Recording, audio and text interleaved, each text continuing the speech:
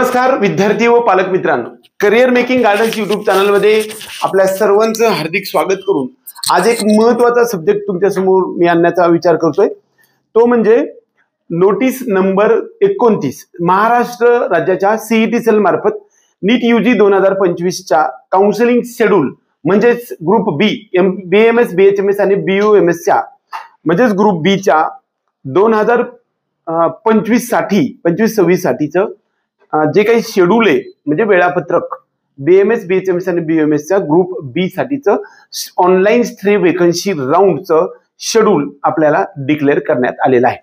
याच्यामध्ये फक्त आपल्याला आयुर्वेद होमिओपॅथी आणि युनानी म्हणजेच ग्रुप बी चं फक्त शेड्यूल याच्यामध्ये देण्यात आलेलं आहे।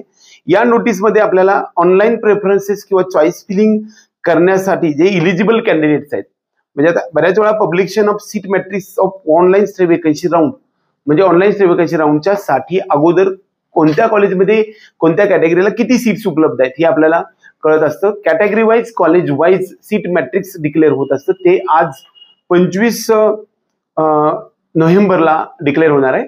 त्याचबरोबर चॉईस फिलिंग सुद्धा 25 आणि 26 नोव्हेंबरच्या संध्याकाळी 5 वाजेपर्यंत म्हणजे उद्या संध्याकाळी 5 वाजेपर्यंत आपल्याला चॉईस फिलिंग देण्यात आलेली आहे। रिझल्ट आपल्याला 27 नोव्हेंबरला लागणार आहे आणि त्याचबरोबर fees can be paid by cheque on holidays to be replaced by DD on next working days असं त्यांनी सांगण्यात आलेलं आहे। म्हणजे जर समजा आपल्याला रविवार वगैरे असेल तर त्या दिवशी तुम्ही चेकने ऍडमिशन घेऊ शकता, तर सोमवारी मात्र डीडी काढून तुम्ही कॉलेजवरती जाऊ शकता। त्याचबरोबर फिजिकल जॉईनिंगसाठी आपल्याला 28 नोव्हेंबर पासून 1 डिसेंबर पर्यंत दिलेलं आहे आणि लास्ट डेट ऑफ ऍडमिशन जे आहे NCISM 2025-26 च्या ऍडमिशनसाठी 30वा डेट आपल्याला 1 डिसेंबर एवढे देण्यात आलेली आहे। यासाठी कोणते कोणते विद्यार्थी इलिजिबल आहेत? एकतर ज्या विद्यार्थ्यांना राऊंड 1, 2, 3 मध्ये कॉलेज मिळालेलं आहे आणि त्यांनी जॉईन केलेलं आहे at the end of third round म्हणजे आता ज्यांचं जॉईंड स्टेटस असेल म्हणजे कॉलेजवरती जाऊन ऍडमिशन घेतलेलं असेल।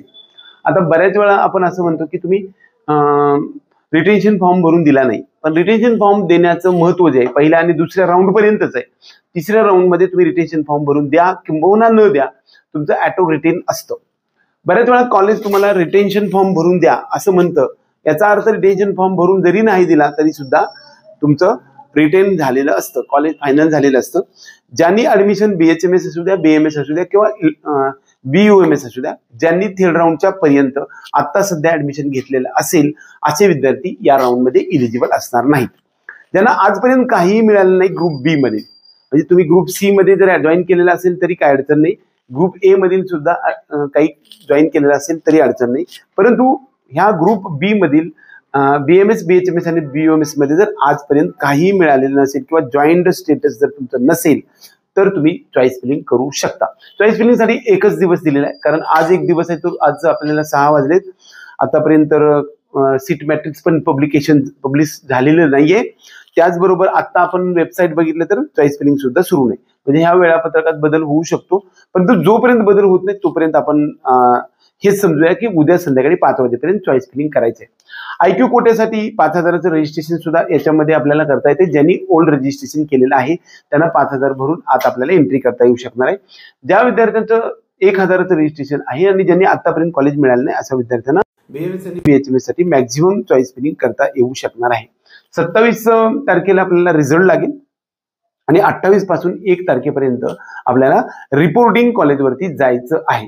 आता एक प्रश्न उपस्थित राहतो, तो म्हणजे आपल्याला हे मिळालेलं कॉलेज तिसऱ्या राऊंड पर्यंत सोडण्यासाठीची कट ऑफ डेट किती आहे या संदर्भात यामध्ये काही बोलण्यात आलेलं नाही।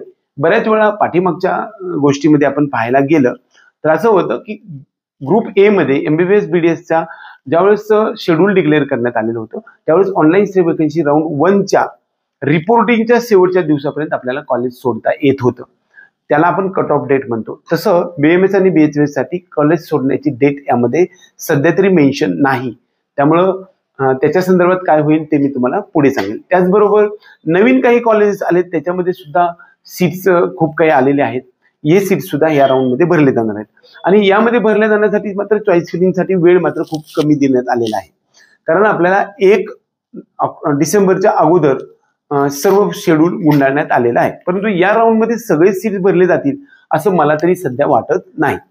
आता समजा याच्यानंतर काय होऊ शकतो या संदर्भातला मी अंदाज तुम्हाला सांगतो. बऱ्याच वेळा काय होतं की गेल्या वर्षीपर्यंत आपण असं पाहायला गेलं तर लास्ट डेट जरी दिलेली असली तरी सुद्धा नवीन नोटिफिकेशन काढून आपल्याला नंतर एकदा सुद्धा आपला एखाद दुसरा राऊंड किंवा इन्स्टिट्यूट लेवल राऊंड लागू शकणार आहे. कदाचित इन्स्टिट्यूट लेवल राऊंड हा 1 तारखेच्या नंतर डिक्लेअर होऊ शकतो. दुसरा महत्वाचा मुद्दा, ज्यांचं कट ऑफ कमी झालेलं आहे म्हणजे पर्सेंटाईल जो इलिजिबिलिटी क्रायटेरिया म्हणजे त्याला क्वालिफाईंग क्रायटेरिया जो आहे तो 144 आणि 113 आहे. तो 50 पर्सेंटाईल ओपन आणि ईडब्ल्यूएस साठी आणि इतर सर्व कॅटेगरीसाठी 40 पर्सेंटाईल आहे. तो आपल्याला 10% कमी करण्यात आलेला आहे. अशा प्रकारचं आपण पाठीमागे मी सांगितलं होतं आणि दरवर्षी अशा प्रकारचं शेड्यूल मध्ये होत असतं आफ्टर 3rd राऊंड. तसंच आपल्याला यावर्षी सुद्धा 3ऱ्या राऊंडच्या नंतर आता सध्याच्या मितीला आपल्यासोबत अशा प्रकारची शक्यता होत आहे.